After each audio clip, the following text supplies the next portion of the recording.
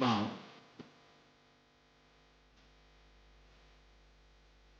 मैं इस संपूर्ण विश्व में व्याप्त हूं। मैं सर्वांतर्यामी हूं। ये जगत मुझ में समाया है और मैं इसमें। मेरा अवतार द्वंद्वों की कीट में फंसे मानवों को सीधी राह पर लाने के लिए ही हुआ है। आप मुझे अपने मोह के बंधन से मुक्त करके मुझे अपने कर्तव्य के मार्ग पर आगे बढ़ने दें, अन्यथा मेरा अवतार निष्फल हो जाएगा।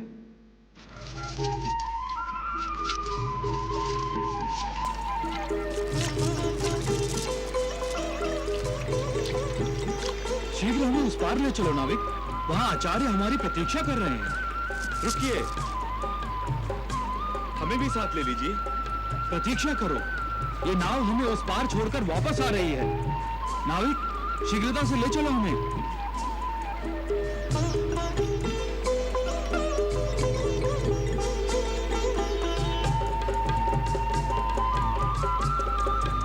देखो बेचारा कैसी ललचाई हुई नजरों से देख रहा है हमें। शीता है, हवा में उड़कर नदी पार कर ले।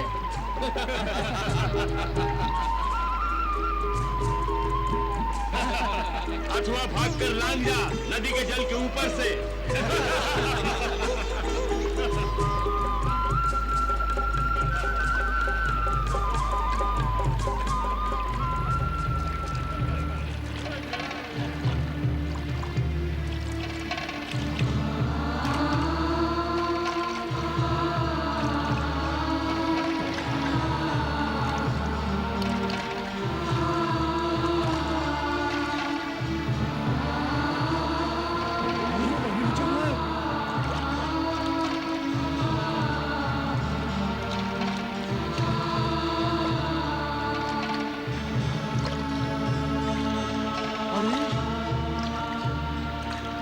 देख रहा हूं वो सत्य है क्या?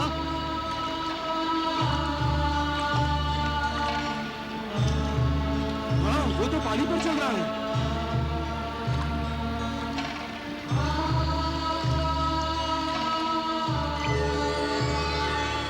अरे कहाँ गया? अरे ये तो चमत्कार हो गया। नारायण नारायण, बड़ा ही विचित्र प्राणी है ये मनुष्य भगवान। जीवन भर जिसकी खोज में लगा रहता है, जब वो परमेश्वर साक्षात सामने आ जाता है तो वो उसे परमेश्वर मानने को तत्पर नहीं। नारायण नारायण। कहाँ है राजा कृतवीर? अपने सैन कक्ष में। आप अंदर नहीं जा सकते।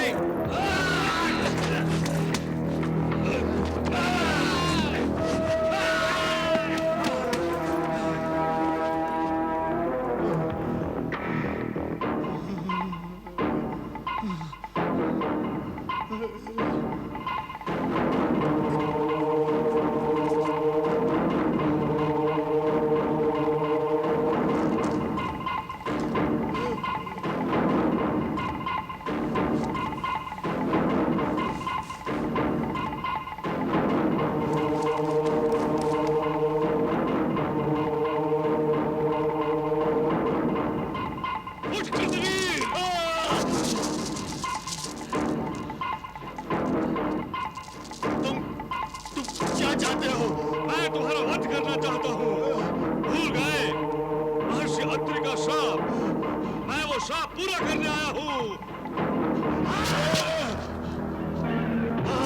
अर्जुन! अर्जुन!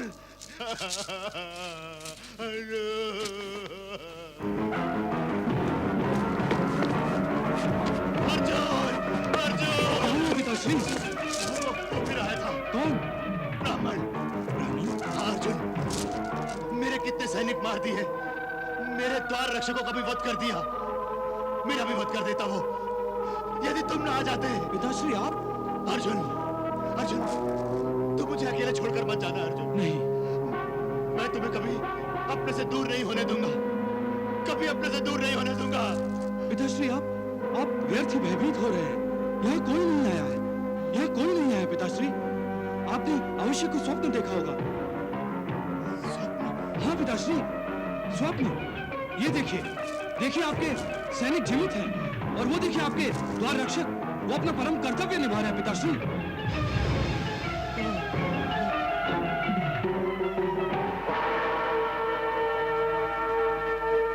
पिताश्री, यहाँ कोई नहीं मरा है, किसी का वध नहीं किया गया है पिताश्री। यहाँ कोई नहीं आया है और न ही कोई आ सकता है।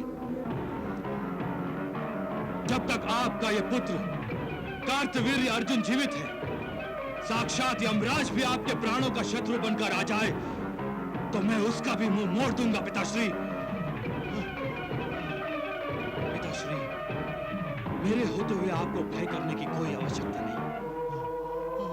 इस जगत के किसी ब्राह्मण में इतनी शक्ति नहीं कि महाराज कृतवीर्य का कोई बाल भी बाका कर सके। पिताश्री, आप सो जाइए, मैं हूं आपके साथ। अर्जुन, मुझे छोड़ के मत जाना तुम। आइए आप अर्जुन, मुझे छोड़ के मत जाना तुम। मुझे छोड़ के मत जाना अर्जुन। मैं हूं आपके साथ। मुझे छोड़ के मत जाना अर्जुन।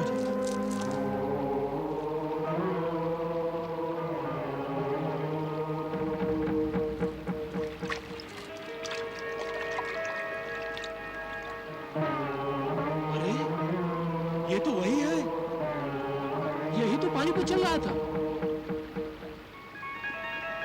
ये अवश्य कोई महान आत्मा है। कोई बहुत बड़े योगी और तपस्वी जान पड़ते हैं। हमें इनकी शरण में जाना चाहिए। चलो।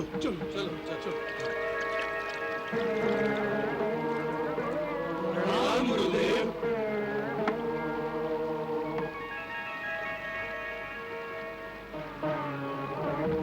हमसे बहुत बड़ी भूल हो गई, हमें क्षमा कर दीजिए।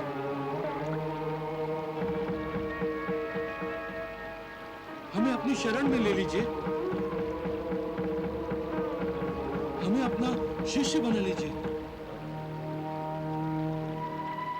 आपका तेज बता रहा है आप में अवश्य परमेश्वर का अंश है। हम पर कृपा कीजिए।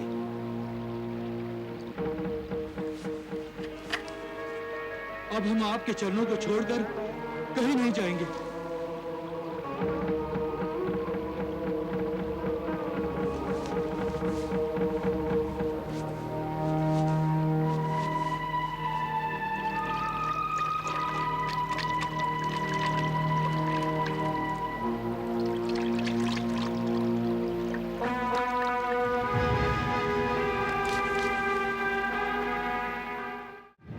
नारायण नारायण। प्रभु, ये नदी में कूद जाने का तात्पर्य क्या हुआ? देवर्षि, दत्तात्रेय ऋषि कुमारों और मुनि कुमारों की अधूरी और कच्ची ज्ञान अवस्था जानते थे। उनमें ज्ञान प्राप्त करने की परम श्रद्धा और सत्य निष्ठा नहीं थी। वो बाह्य स्वरूप और सांसारिकता से ही व्यक्तियों को तोलते थे। अतः नदी में कूद जाने का अर्थ यह है कि दत्तात्रेय उनका गुरुत्व स्वीकार नहीं करना चाहते थे। वे उनसे दूर जाना चाहते थे और संसारियों के हाथ नहीं आना चाहते थे। प्रभु, तो क्या वो ऋषि कुमार और मुनि कुमार भगवान दत्तात्रेय को छोड़कर चले जाएंगे? देखते जाइए देवर्षि, अभी तो देवी लक्ष्मी भी कुछ लीला दिखाएंगी। अच्छा। देवी लक्ष्मी, आपका प्रादुर्भाव लीलाएं दिखाने के लिए हुआ है। ब्रह्माणी के रूप में आप ब्रह्मा जी की रचना का कार्य पूर्ण करती हैं। रुद्राणी के रूप में आप शिव जी की लीलाओं का संपादन करती हैं। इस समय दत्तात्रेय मेरा अवतार है और आपका आह्वान कर रहा है। क्या आप उसका साथ नहीं देंगी? हाँ माता, मेरा मन भी तनिक लालची और लोलुप हो गया है। कुछ और लीलाएं देखना चाहता है आपकी माता। मुझ पर और पृथ्वी वासियों पर उपकार कीजिए और अपनी लीलाओं के माध्यम से हमें ज्ञान और शिक्षा दीजिए।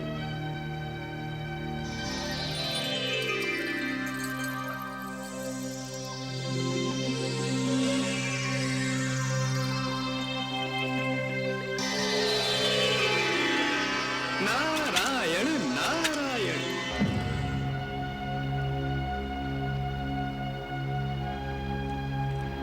3 दिन हो गए। 3 दिन तक कोई जल में कैसे रह सकता है? क्यों नहीं रह सकता? जिसे जल योग की क्रिया आती है वो रह सकता है। उनके तेज से लगता था वो भी कोई बहुत बड़े योगी है। हम भी यहाँ से हिलने वाले नहीं।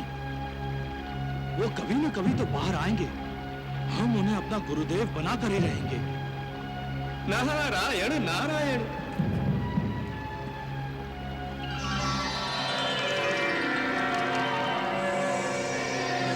अरे, वो बाहर आ रहे हैं।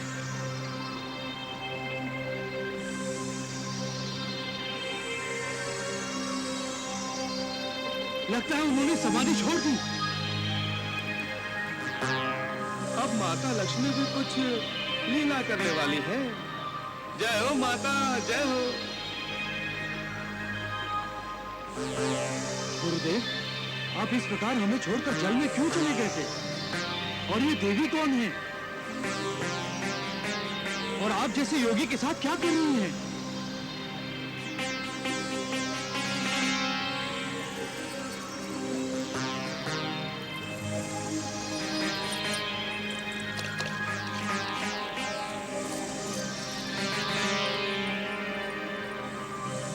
हमें तो अपनी आंखों पर विश्वास ही नहीं हो रहा है।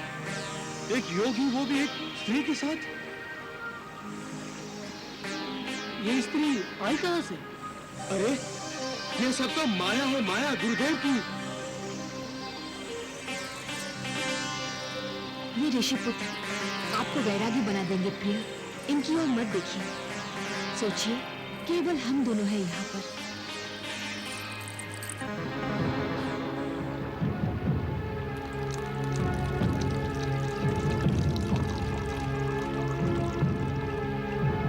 लीजिए प्रिय, मदिरा पीजिए।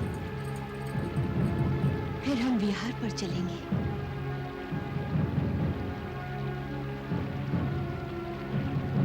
नहीं योगेश्वर, इस पात्र को फेंक दीजिए। ये योगियों को योग से भ्रष्ट कर देता है। इस मायावनी का साथ छोड़ दीजिए। ये आपको नर्क के द्वार पर पहुंचा देगी।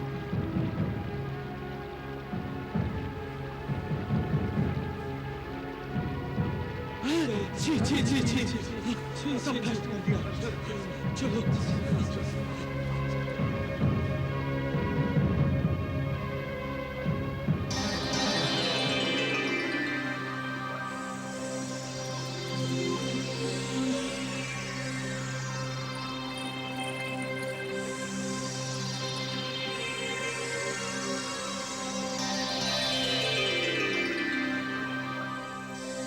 देवी महालक्ष्मी, आप आ गई? आपकी आज्ञा का पालन ठीक से हुआ ना प्रभु? देवी, आपकी इस छोटी सी लीला ने मेरे योगेश्वर रूप को बचा लिया। आप धन्य हैं। नारायण नारायण। देखा आपने देवर्षि नारद, जिस तरह कमल कीचड़ में खिलता है परंतु उस पर कीचड़ का कोई प्रभाव नहीं होता, उसी प्रकार संसारी व्यक्ति संसार में रहकर उन पापों से निर्लिप्त रहे तो केवल उसी को सच्चा ज्ञान प्राप्त करने का अधिकार होता है। प्रभु, इन ऋषि कुमारों और मुनि कुमारों की सांसारिक दृष्टि अभी पूरी तरह से लुप्त नहीं हुई है, तभी तो उन्हें ये मदिरा और स्त्री वाले दत्तात्रेय बुरे लगे। इसीलिए दत्तात्रेय उन्हें ज्ञान प्रदान करने के लिए तैयार नहीं हुए।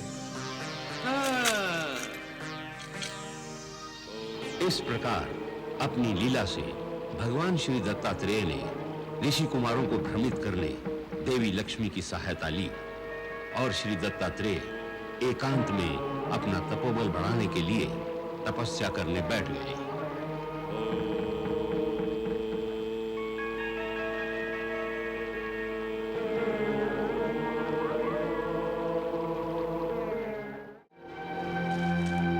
हमने वैदराज की दी हुई औषधि ने पिला दी है। अब महाराज सो जाएंगे।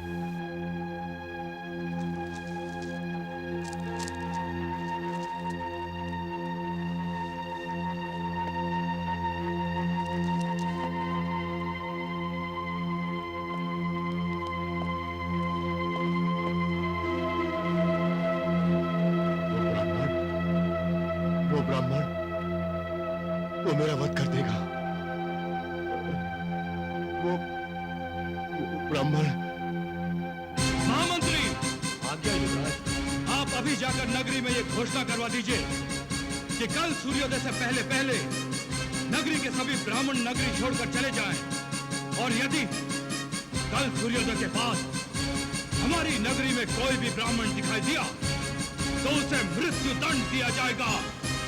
मृत्यु दंड।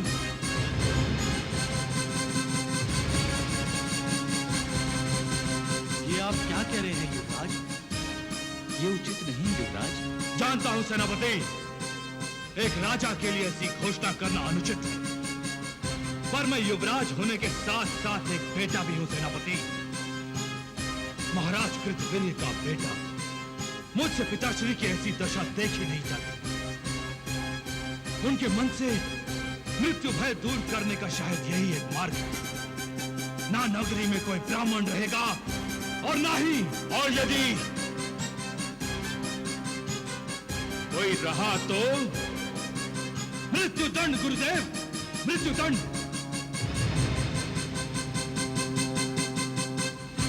और एक भी ब्राह्मण को यदि मृत्यु दंड मिलने का समाचार पिताश्री के कानों में पड़ जाए तो निश्चय ही ब्राह्मण भय से वो मुक्त हो जाएंगे।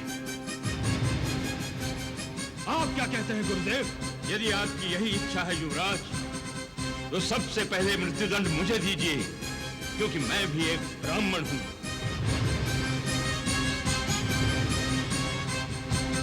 महामंत्री, युवराज की आज्ञा का पालन करो।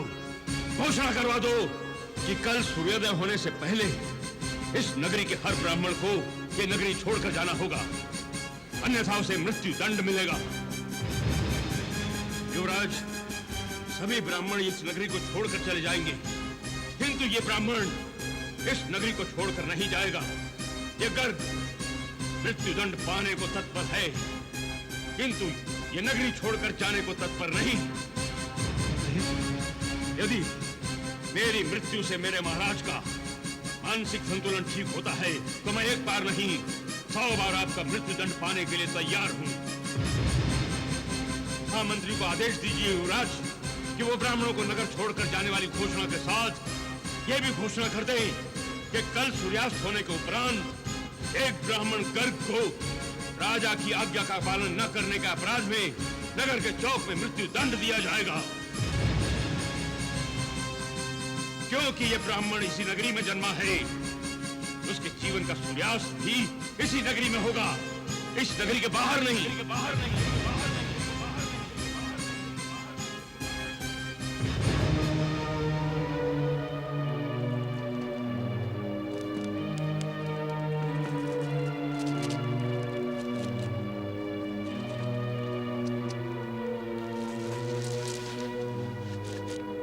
मुझे क्षमा करें गुरुदेव, मुझसे बहुत बड़ी भूल हो गई। ऐसी घोषणा कभी नहीं होगी गुरुदेव, कभी नहीं होगी। उठो युवराज, अपनी भूल के लिए क्षमा मांगने से कोई मानव छोटा नहीं होता, महान बनता है। जैसे किसी एक व्यक्ति के अपराध के लिए दूसरे को दंड देना अन्याय है, उसी प्रकार एक व्यक्ति के लिए सारे समाज को दंड देना भी अन्याय है। और राजा से न्याय अपेक्षित है, अन्याय नहीं। मैं ठीक कह रहा हूं ना? युवराज, अब आपको राजगद्दी पर बैठना है और राजगुरु होने के नाते मैं आपका और अपने इस राज्य का सदा कल्याण चाहता हूं।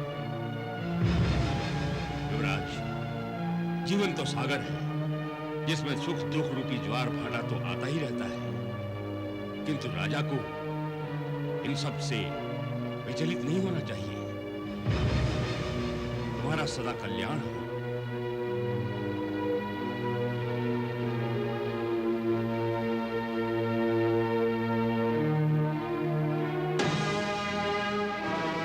राजा से न्याय अपेक्षित है, अन्याय नहीं।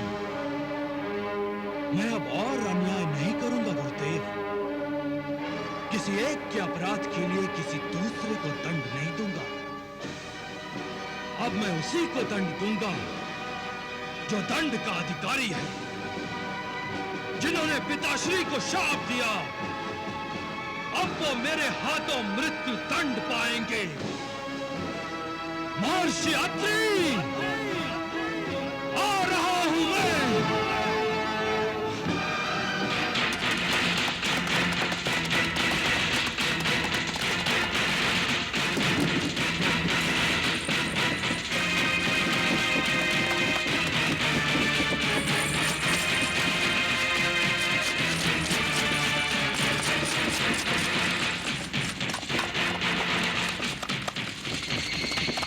नारायण नारायण नारायण नारायण।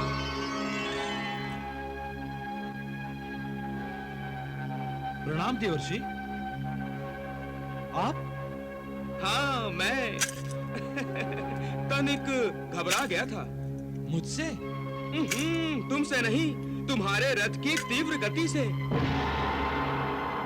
वैसे गति तो तीव्र ही होनी चाहिए, चाहे वो जल की हो, वायु की हो, अश्व की हो या अस्त्र की, या फिर दुर्गति की ही गति क्यों ना हो युवराज। नारायण नारायण।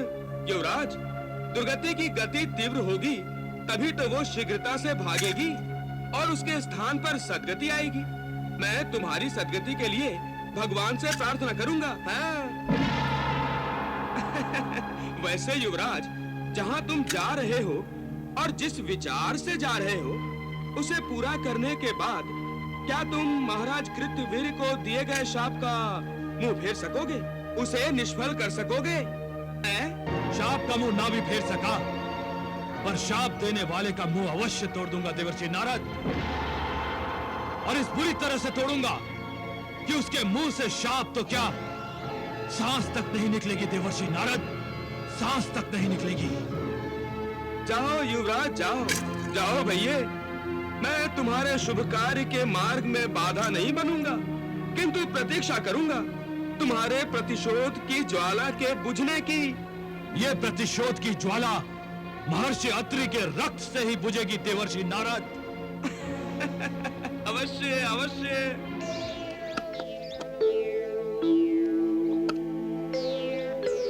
लाओ, पुष्प दो।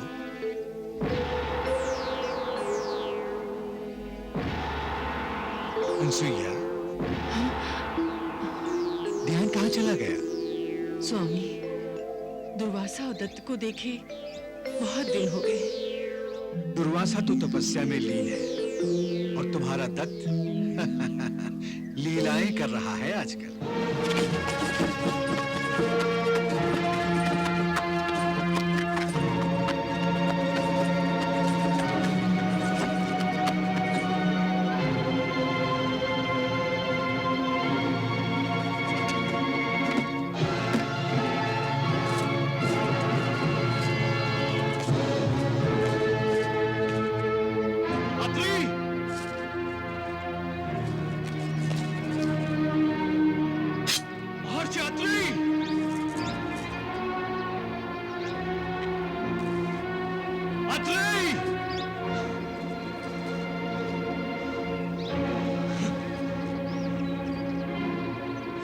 महर्षि अत्रि के आश्रम में अतिथि का स्वागत है।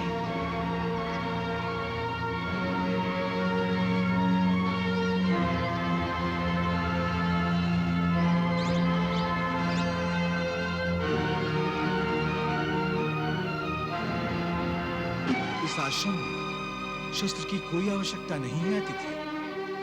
यहाँ शस्त्र का प्रयोग नहीं होता, अतः आप बिल्कुल सुरक्षित हैं। गौतम, आज्ञा गुरुदेव। अतिथि से शस्त्र ले लो गौतम, और ले जाकर सुरक्षित स्थान पर रख दो। ये आश्रम से जब जाएंगे तब अपने साथ लेकर जाएंगे। यहाँ आश्रम में पूजा केवल परमेश्वर की होती है, शस्त्र की नहीं। शस्त्र दे दीजिए।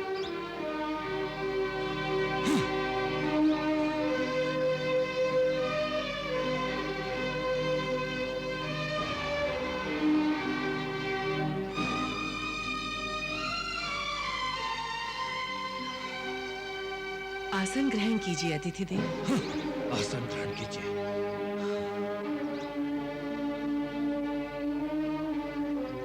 कहिए, हम आपकी क्या सेवा कर सकते हैं? क्या सेवा कर सकती हैं आप? आप हमारे अतिथि हैं और अतिथि परमेश्वर का रूप है। परमेश्वर के लिए हम अपने प्राण भी दे सकते हैं। मुझे वही चाहिए। क्या? मुझे महर्षि अत्रि के प्राण चाहिए।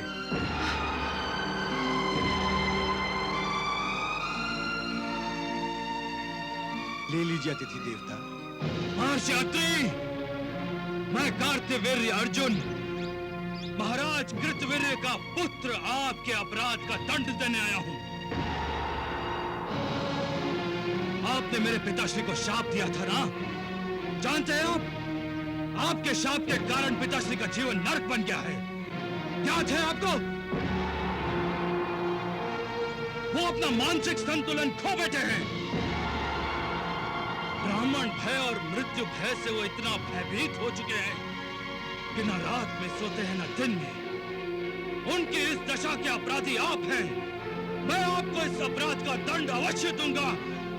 महर्षि अत्रि! रुक जाइए अतिथि देवता। आप एक सती को विधवा नहीं बना सकते। मेरे पतिदेव को मृत्यु दंड देने से पहले आपको मेरी गर्दन काटनी पड़ेगी। लीजिए अतिथि देव, मैं तैयार हूँ। तलवार चलाइए अतिथि देव। रुक क्यों गए? अतिथि देव, अपराधी मैं हूं, दंड मुझे मिलना चाहिए। नहीं अतिथि देवता, मैं सुहागिन मरना चाहती हूँ। आप मुझ पर कृपा कीजिए।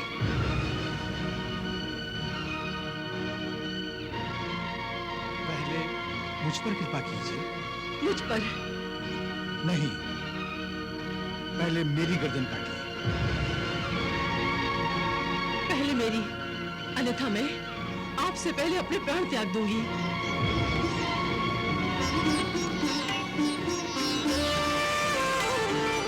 कार्तवीर्य आया यहाँ लेने को प्रतिशोध, त्याग मूर्तियां देख कर भूला वैर विरोध, जागा अंतर्बोध। क्षमा कीजिए महर्षि, क्षमा करें माता। मुझसे बहुत बड़ी भूल हुई जो मैंने आपसे प्रतिशोध लेने के विषय में सोचा।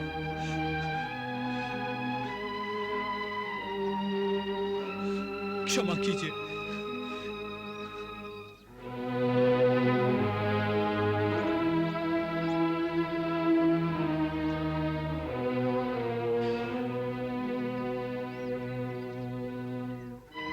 तुम्हारा कोई दोष नहीं है वत्स। अपने पिता के प्रति प्यार और आदर ने ही तुम्हारे मन में प्रतिशोध को जन्म दिया। किंतु हमारे प्राणों पर, हमारे श्वासों पर हमारा अधिकार नहीं है। इन पर अधिकार है केवल सृष्टिकर्ता का, उस जगत पिता का, जिसे हम सब परमेश्वर कहते हैं। सृष्टि में जो कुछ भी होता है वत्स, प्रभु की इच्छा अनुसार ही होता है। तुम्हारे पिता की जो दशा हुई है, उसमें दोष उन्हीं का है। अपने आप को सर्वशक्तिमान समझकर उन्होंने प्रभु को चुनौती दे दी। विधि की विडंबना देखो। जो कृत्यवीर्य मृत्यु पर विजय पाना चाहता था, वही कृत्यवीर अब केवल मृत्यु के नाम से भयभीत हो रहा है। मृत्यु अपनी शत्रु नहीं, मित्र है। मित्र से कभी कोई भयभीत होता है? मृत्यु तो अत्यंत सुखदायी अनुभव है, जो मनुष्य को सारी चिंताओं से मुक्त कर देता है। तुम अपनी सारी चिंताओं को त्याग कर परमेश्वर की शरण में जाओ वत्स। एक अच्छे मनुष्य बनने का प्रयास करो, तभी तुम एक अच्छे राजा बन पाओगे और एक अच्छे पुत्र बन पाओगे। जो आज्ञा महर्षि, मैं एक अच्छा मनुष्य बनने का प्रयत्न अवश्य करूंगा। प्रणाम महर्षि।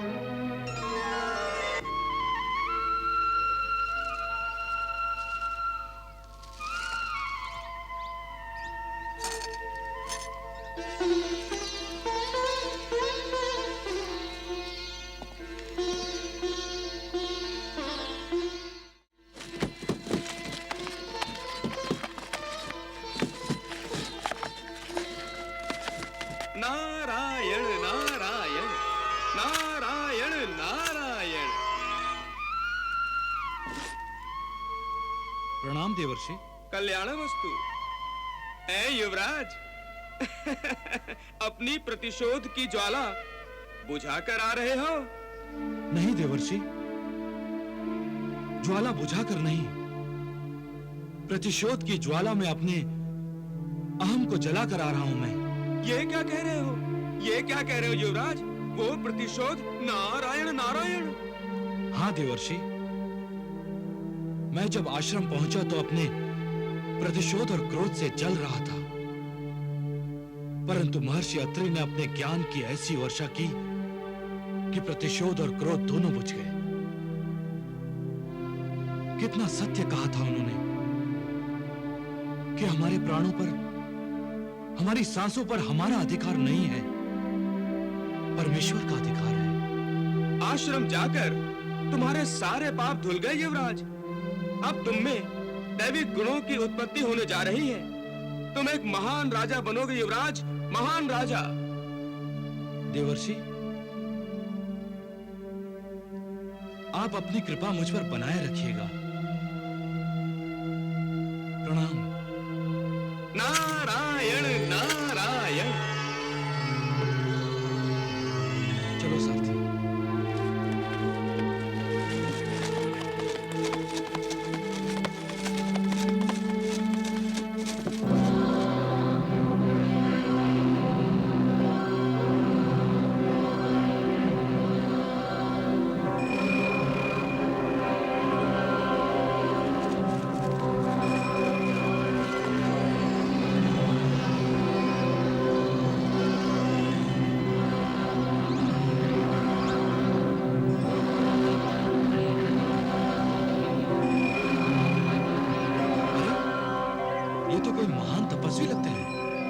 मुझे इनके दर्शन करने चाहिए। आप यहीं ठहरिए, मैं दर्शन करके आता हूं।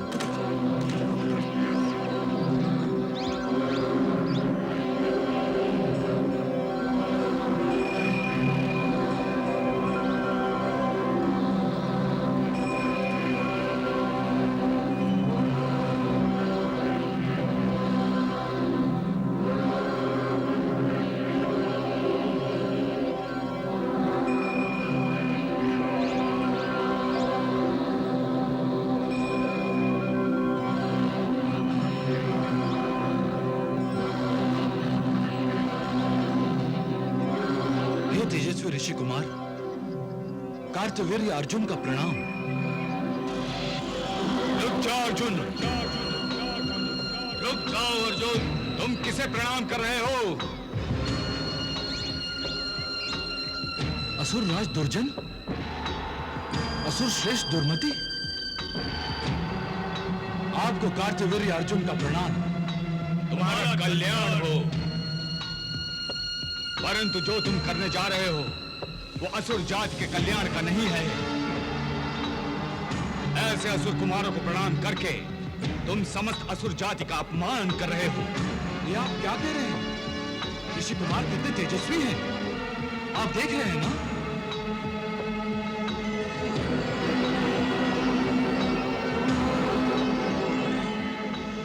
ये तेज हमारा शत्रु है, हम असुर जाति के लिए घातक हैं। तुम्हारे पिता कृतवीर्य ने इसी तेज के कारण अपना मानसिक संतुलन खो दिया और तुम उसी तेज को प्रणाम करने जा रहे हो।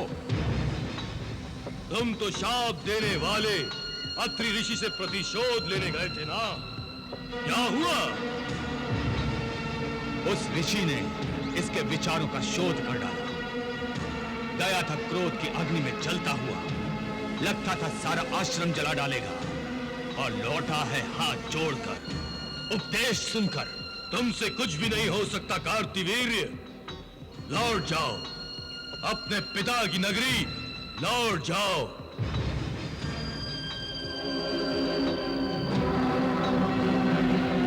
अब हम देखेंगे कि कोई ब्राह्मण असुरों को शाप देने की धृष्टता कैसे करता है। ब्राह्मण ही क्या, हम उस परमेश्वर का विनाश कर देंगे जिसकी ब्राह्मण पूजा करते हैं। हाँ, हम जा रहे शिव और विष्णु लोक पर विजय पाने।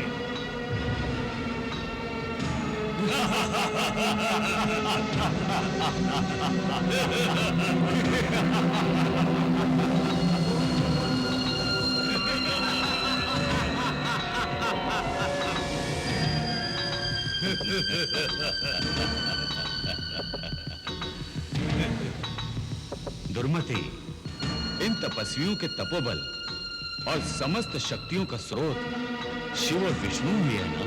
हाँ, क्यों? अगर हम इन समस्त शक्तियों के स्रोत का ही नाश कर दें तो? अच्छा विचार है भ्राताश्री। उनकी नाश का अर्थ है तपस्वियों का नाश, देवताओं का नाश।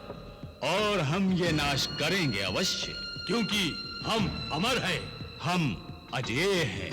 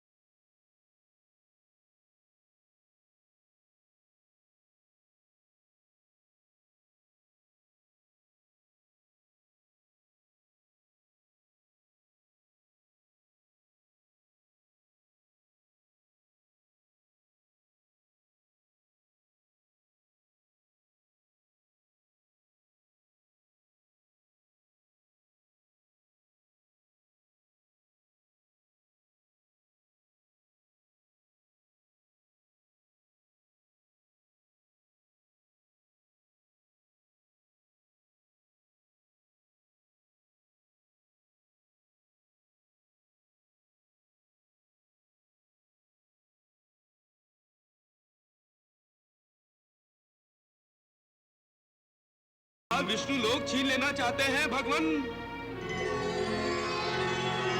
भोलेनाथ, वो आपके कैलाश पर भी आक्रमण करने वाले हैं। नारायण नारायण। तप यज्ञ समाप्त हो जाएंगे, पूजा आराधना अपना आराध्य एवं पूज्य बदल लेंगी। नारायण, आपको तो कोई चिंता ही नहीं है। मैं कोई अपना स्वप्न नहीं बता रहा हूं भगवान। आप जानते हैं ना, दुर्जन और दुर्मति अजेय हैं, उन्हें कोई पराजित नहीं कर सकता,